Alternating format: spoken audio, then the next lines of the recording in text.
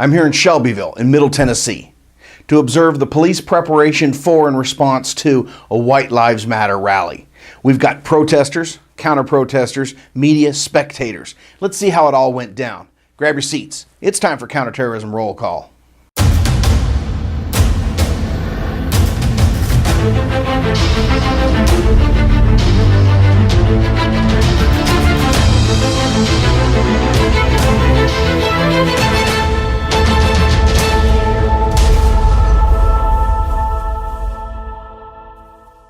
Welcome to Counter-Terrorism Roll Call. I'm your host, Holt Clark.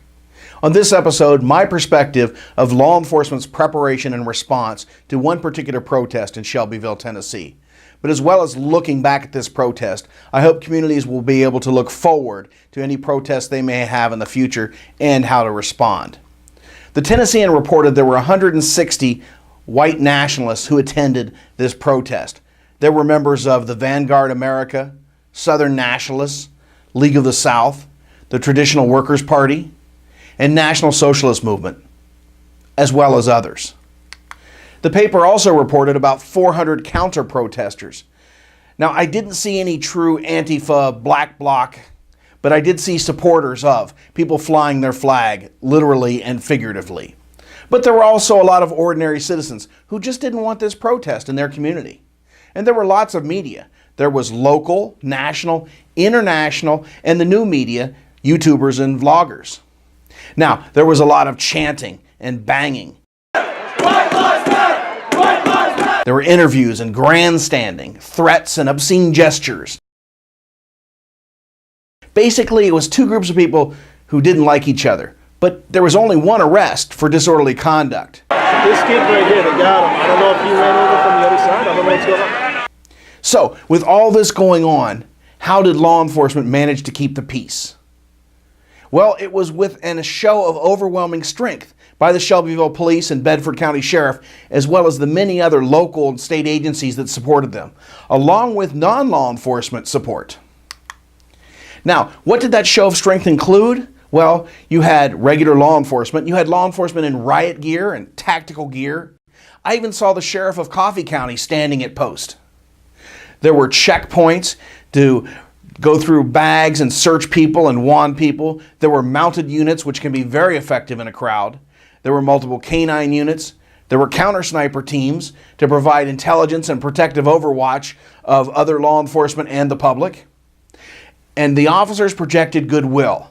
I think there's nothing like an armored personnel carrier and a dozen officers in tactical gear to provide goodwill. But overall, a show of strength prevents the use of force. Now, this show of strength was consistent across the board. The officers were in groups. They moved from location to location in these groups. There was even shift change on the line in these groups. And when dealing with the officers, they were professional. They were polite, but they were firm when they gave directions.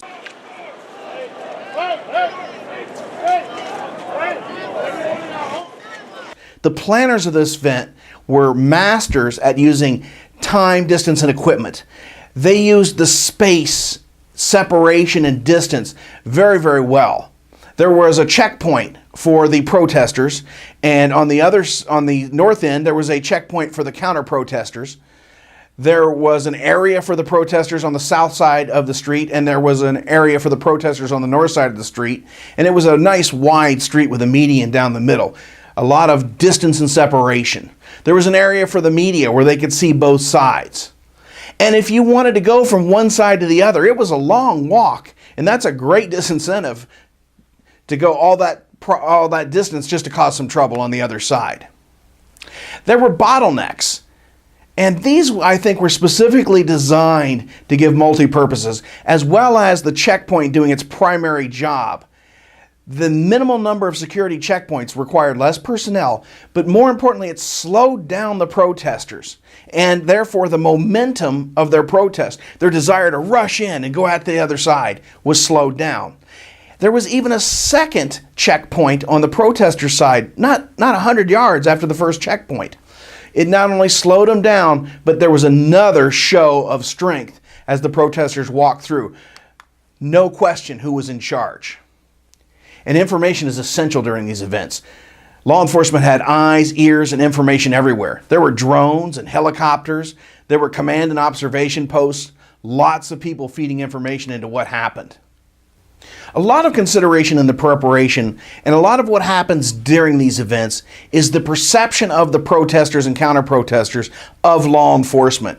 And each group had posted online their perceptions of law enforcement. Now, I think this testifies to how they want to be perceived by their key audience in each group. But Antifa warned their people to expect the police to have their backs to the white supremacists and facing them. They said the police in Shelbyville are more afraid of or more concerned and more worried about Antifa than they were about the white nationalists. In contrast, this is what one member of the traditional Workers' Party told me. Yeah, basically when the cops do their job, it basically prevents violence from breaking out. They've done exactly what they should have done in Charlottesville. If they had done this in Charlottesville, no one would have gotten a scraped knee. I think it's clear that each group was playing to a different audience and pushing a different message. The white nationalists were saying, hey, we're not so bad, we're just like you. We respect law enforcement. I think that they were trying to get to the general population with that message. Antifa, on the other hand, was playing to their base and to their supporters. The man is out to get us. Resist authority. They each have their own identity that they're playing to in this area. Overall, I think this was a very well prepared for and executed event by law enforcement. However, there are a few areas that I think could be improved upon by the next community having one of these protests. First were barricades. In this day and age where we have worldwide attacks by terrorists in vehicles on pedestrians, barricades make perfect sense. However, I did note that some of the water-filled barricades lacked water and were therefore useless. Also, where the large trucks were used to block the street, there were openings left so police vehicles could get in and out. That essentially left an opening for any terrorist with a vehicle could also enter. And then along the same line, it is, in this day and age, an unnecessary risk to have multiple officers in the street without protection. There's just no reason for it. Now, finally, it's the protest areas. The protest areas themselves lacked law enforcement. They were a small, lawless area. Maybe not lawless, but it would take law a while to get there. The barricades were flex cuffed together, which means officers would be slow in getting in. And then once they cut through those barricades and moved them, the barricades then became useless because it opened up to the public. And I'm going to illustrate this by showing the video from one YouTuber named Reb Z. He was assaulted while in the protest area, and he got pushed out on the other side away from the exit. And he couldn't get back through except for going through the hostile crowd. And he had no police protection. This definitely could be improved upon. Fine. I'm gonna ask you please, and then you're gonna get the fuck out of here. Excuse me? I said you're gonna get the fuck out of here. I didn't say fucking shit, dude. Get out of here. I didn't say shit. Don't fucking touch me. I'll put you right on your fucking ass. You know I didn't touch you. You know I didn't touch you. Stop it, dude. Stop. Stop, man. Hey! You know I didn't fucking do anything, dude. This is just sad, and your shirts are kind of sad. You need to hurry up. Huh? You need to hurry up. Get the fuck out of here. I'm just filming, man. Do it from the other side of the barrier. Guys, please.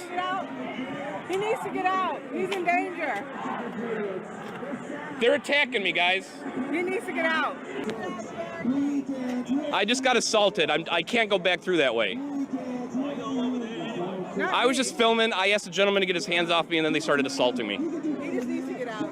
I'm just trying to film. I wasn't saying anything to him. He was just trying to push me. And I said, Trying to get out? Yeah. He's trying to get out. You can't go back that way? No, because they're going to beat the shit out of me. Oh, yeah, they will beat shit out of him. Are you on the wrong side or what? Me? I'm No, just, she's just I'm just wandering by. And I felt bad because I saw him like. There's no side. I'm trying to document what's going on. I'm walking by. These guys lay their hands on me and then try to.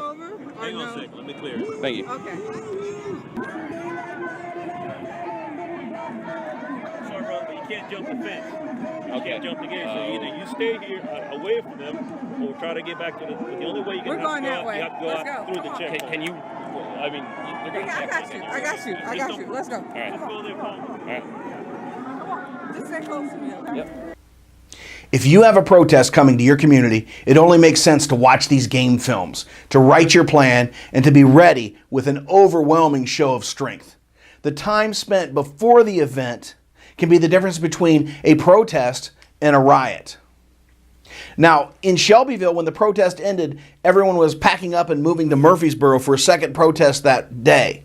And I went to the second protest, and it had a completely different feel. I'm going to get into that next week. And until then, be alert, be safe.